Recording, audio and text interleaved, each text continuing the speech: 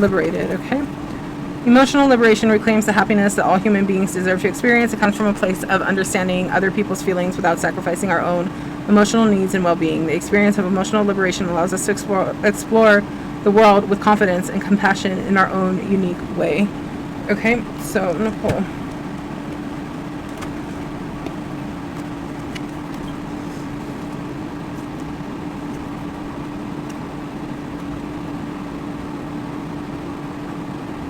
Okay, so part of your happiness that you could be reclaiming right now, you are very deserving of experiencing things that are going to bring you in joy and happiness, feelings that you are maybe needing in this time for your own well-being, experiencing things that are going to help you feel more free. There could be options coming in that you feel like there could be options that you are looking at from like past situations that you are feeling like they're going to be really fulfilling. There could also be an option coming in that you may not be looking at because you could feel like it's something you're not interested in at this time, but there is this nudge to explore something with wider eyes. It may be something that's unique, but it may also help you feel more confident in your own sense of becoming more free or freeing yourself from some sort of restraints that you've been in or under. There is this large part of your emotional needs that you're needing to validate right now to bring in mental clarity.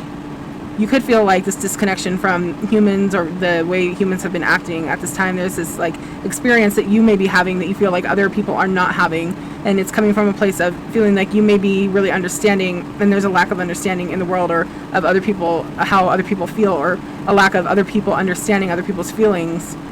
There's a lot of needing to sacrifice to get along in situations where you feel like there should not be a need to sacrifice your own emotional needs in order for there to be a sense of well-being. Everybody should meet somewhere in the middle for there to be a grounded type of experience.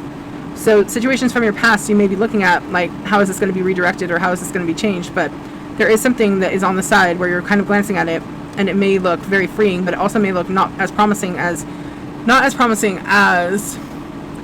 the options that are more concrete in front of you. But what's on the side could be something very full of, like, very, you could even call it, like, maybe it's flighty, or maybe it's, like, very, like, up in the air, or kind of, like, dreamlike, or, like, in the dream state, almost. Like, how is this possible to ground this into reality? Because it seems like it's on a cloud in some way. And it's, like, how would this ever be planted into some sort of reality?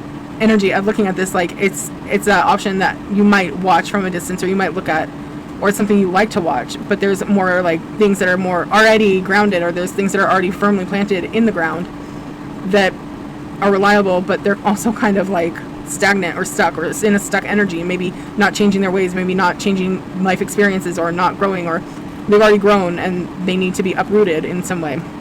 But this other thing on the side is like orbiting, and you may find it like kind of out of this world. And you may feel like that's an experience that is fun to watch, but it may be something you feel like you can never kind of firmly plant into reality. So there is this like idea to indulge in whatever that is in a way to feel free, indulge in that energy, or what am I trying to say? If not indulge, it's like I'm not saying communicate. It's like take part in the energy that is like orbiting you, or that is like nudging you from the side, or is in some way in your awareness. Like pay attention to it, or try to like see it from a different perspective. Maybe you've had these things that are firmly planted in front of you give you a perspective from whatever you find to be kind of unreal, or kind of like floaty or air-like, this thing that could be in some way mystical. Maybe you find it to be something that helps you relax.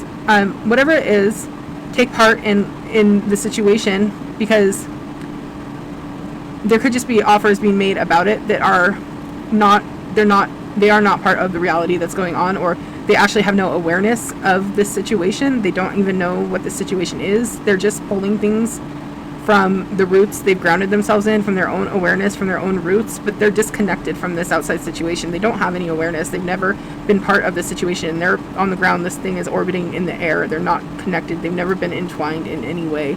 So whatever information is coming in about this, it's just